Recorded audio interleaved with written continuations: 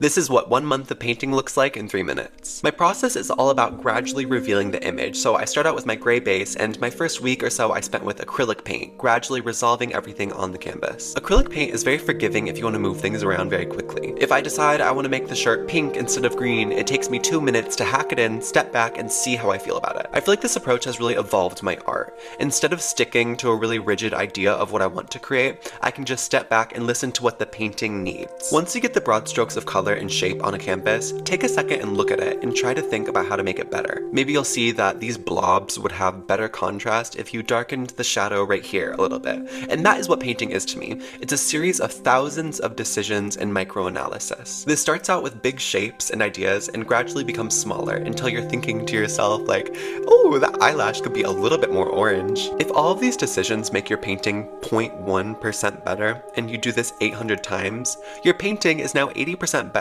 And what I love about art is that I don't think that the limit exists. I finished a painting today and I look back at one I made a year ago and I can see 20 more things that I could have done that would improve the painting. At this point, I'm done making all of my big decisions, so it's time for me to move on to the oil part of my process. Everything is relatively the right shape, color, and location. Now, I basically address the entire surface one more time, pushing everything to the limit. With this painting, I had an idea to create a trompe-l'oeil effect. That's a new fun word I found. It basically means when something is painted to look like it's actually three-dimensional.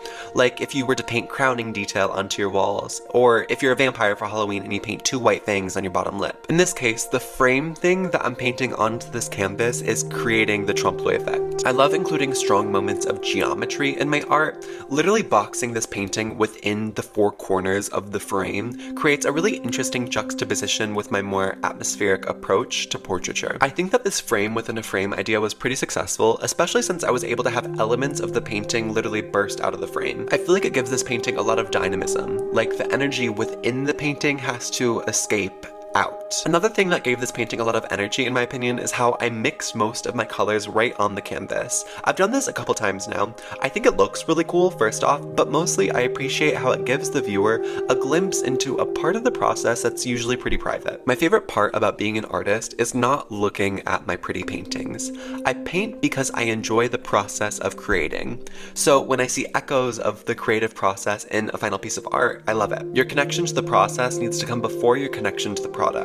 And that, in my opinion, is the only way that you're gonna have a lasting relationship with art. I really like the look of fabric that's painted, but I hate painting it, so I don't. If you love how you're creating, I believe that somewhere along the way, you're gonna love what you're creating, and that's just a great bonus. All in all, this piece took about 70 hours of painting time. Now, please excuse me while I disappear for another month or two to make something new.